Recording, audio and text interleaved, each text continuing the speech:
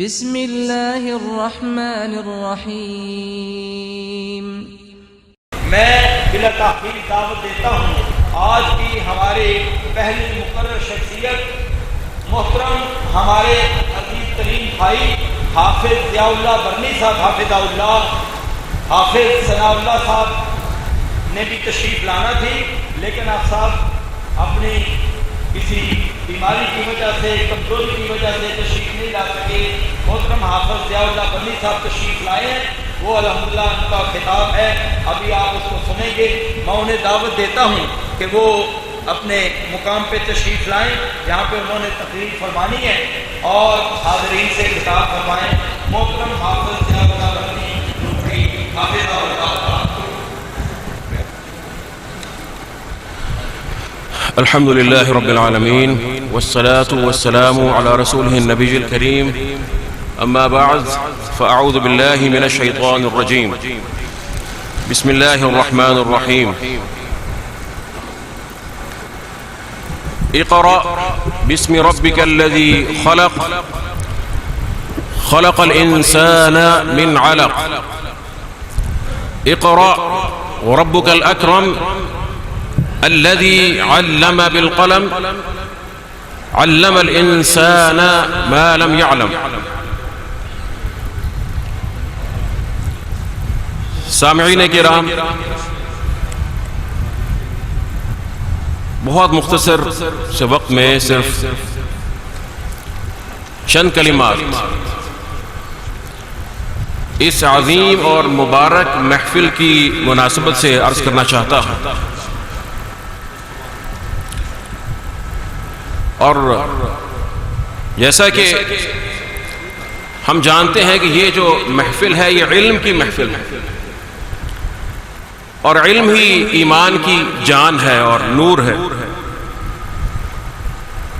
اللہ رب العزت نے اس علم الوحی کے آغاز میں انسانیت کو جو درس دیا ہے، اس کے الفاظ یہی ہیں کہ اقرأ باسم ربک الذی خلق، خلق الانسان من علق۔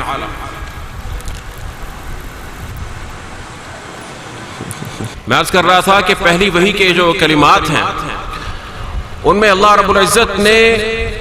انسان کی تخلیق کے فوراً بعد اس کا ذکر فرمایا ہے وہ علم ہے، اور صرف علم نہیں ہے بلکہ قلم کے ذریعے اس علم کو محفوظ کرنا اور اس کو آگے منتقل کرنے کی طرف اشارہ ہے۔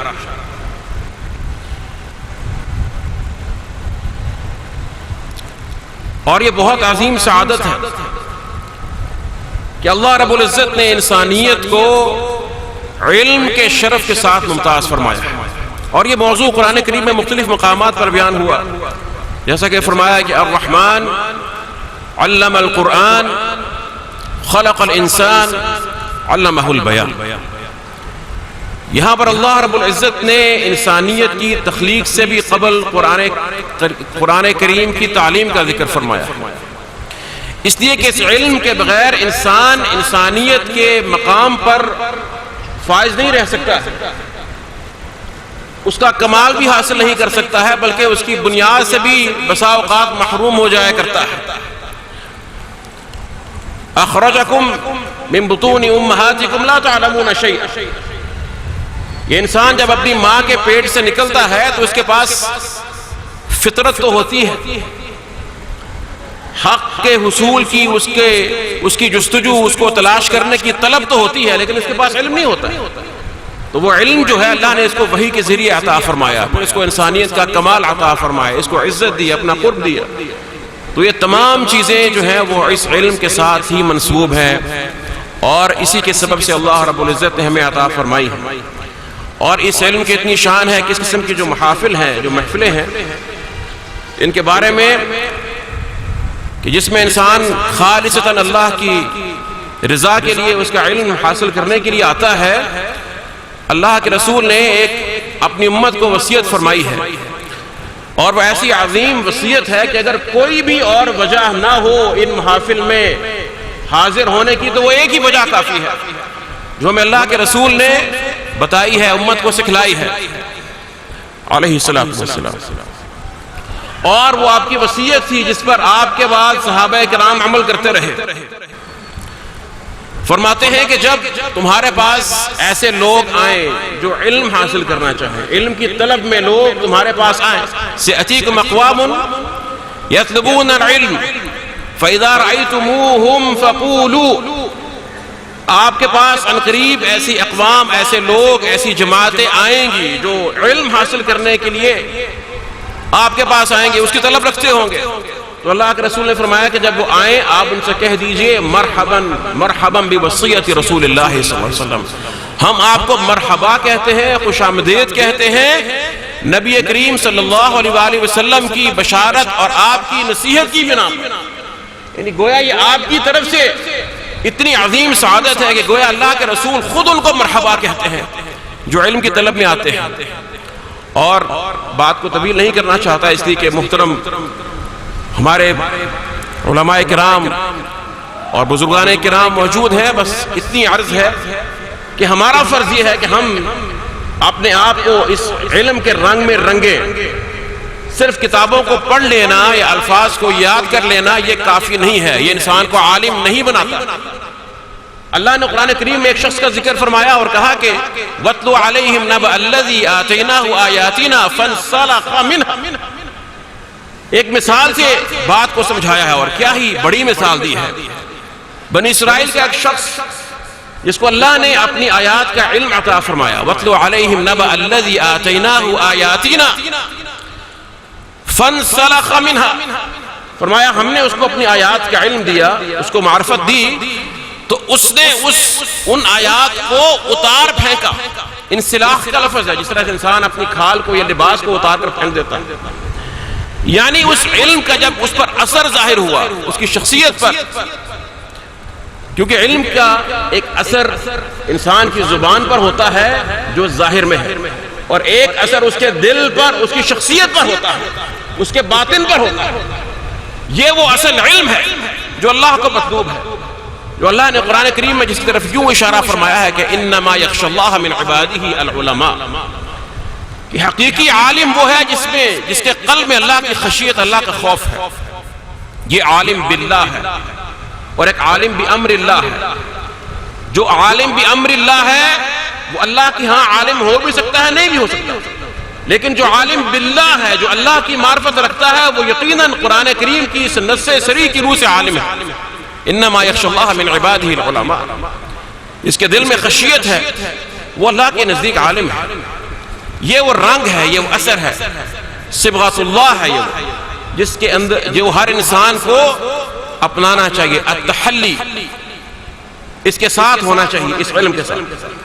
تو اب دیکھیے کہ اگر ہم اس علم کو صرف سننے تک محدود رہیں، اس کو پڑھنے تک محدود رہیں، اور اس کے ان اثرات کو، ان عظیم صفات کو نہ اپنائیں، جیسا کہ ان عظیم حدیثین کی شان تھی جن کے عمل کو اللہ نے قبول فرمایا، اور صدیوں کی آپ تاریخ میں اگر دیکھیں ان کا نام زندہ ہے، ان کا کام زندہ ہے، اس کی بہت بڑی وجہ اللہ کی قبولیت نظر آتی ہے۔ یہ اللہ کی قبولیت کی بہت بڑی علامت ہے کہ اللہ رب العزت کسی کی علمی کام کو اور اس کی جد و جہد کو قیامت تک کے لیے جاری فرما دے، بہت بڑی سعادت ہے۔ اسی بنا پر تھی کہ ان لوگوں نے، ان ہستیوں نے اپنے آپ کو علم کی اس باطنی خوبصورتی کے ساتھ بھی مزین کیا، اور بس یہی بات ہے کہ جو اس علم کی قدر اور اس کی عظمت اپنے دل سے نہیں کر پاتا ہے وہ اللہ کی نظروں میں بھی گر جاتا ہے، اور دنیا کے اندر بھی اس کی کوئی حیثیت نہیں ہے۔ اپنی بات کو ابن تیمیہ رحمہ اللہ تعالی جن کے نام پر یہ مدرسہ ہے ختم کرتا ہوں، بہت خوبصورت بات کی ہے۔ وہ بھی عارف باللہ تھے اور عظیم امام تھے۔ فرماتے ہیں کہ الدنیا کلھا ملعونہ ملعون ما فیہا، فرماتے ہیں کہ دنیا تمام کی تمام ملعون ہے، یعنی اللہ کی رحمت سے دور ہے، اور یہی الفاظ حدیث کے بھی ہیں، ترمذی کے اندر یہ روایت موجود ہے۔ الدنیا کلھا ملعونہ ملعون ما فیہا، دنیا تمام کی تمام ملعون ہے، اور جو کچھ اس دنیا کے اندر ہے وہ بھی اللہ کی رحمت سے مطرود ہے، ملعون ہے۔ الا ما اشرقت علیہ شمس الرسالہ، سوائے اس جگہ کے، اس چیز کے، اس شخص کے جس پر رسالت کا سورج طلوع ہوا ہے۔ کیا مطلب ہے اس بات کا؟ جس شخص نے علم وحی کی عظمت سے، اس کی بارش سے اپنے آپ کو سیراب فرمایا، سیراب کیا، اس کے سوا دنیا کا ہر ذرہ ذرہ ملعون ہے، اللہ کی رحمت سے دور ہے۔ اور پھر کہتے ہیں کہ ولا بقاء لأہل الارض، کہ اہل ارض کے لیے کوئی بقا نہیں ہے، یہ قائم نہیں رہ سکتی، دنیا اپنا وجود باقی نہیں رکھ سکتی ہے، الا ما دامت آثار الرسل موجودۃ فیہم، جب تک کہ انبیاء و رسل علیہم السلام کے آثار، خاص طور پر محمد الرسول اللہ صلی اللہ علیہ وسلم، آپ کا یہ علم رسالت جب تک یہ زندہ ہے، یہ دنیا اپنے باقی رہنے کا جواز رکھتی ہے۔ فَإِذَا دَرَسَتْ آثَارُ الرُّسُلِ وَانْمَحَتْ بِالْكُلِّيَّةِ خَرَّبَ اللَّهُ الْعَالَمَ الْعُلَوِيَّ وَالسُّفْلِيَّ، اور جب یہ علم اٹھا لیا جائے گا، یہ قرآن اور یہ نبی کریم صلی اللہ علیہ وسلم کی حدیث، یہ علم مبارک جب اٹھا لیا جائے گا تو اللہ سبحانہ وتعالی قیامت کو قائم کر دیں گے، اور زمین و آسمان ختم ہو جائیں گے، اپنا وجود باقی نہیں رکھ پائیں گے۔ تو اللہ سے دعا ہے کہ اللہ مجھے اور آپ کو، ہم سب کو اپنی رحمت سے علم کے ظاہر کے ساتھ ساتھ اس کا جو باطن ہے، اس کا جو وزن ہے، اس کی جو عظمت ہے، اس کی جو ہیبت ہے، اور اللہ کے ہاں اس کا جو وقار ہے، وہ بھی حاصل کرنے کی توفیق عطا فرمائے۔ وباللہ تعالی توفیق، وآخر دعوانا الحمدللہ۔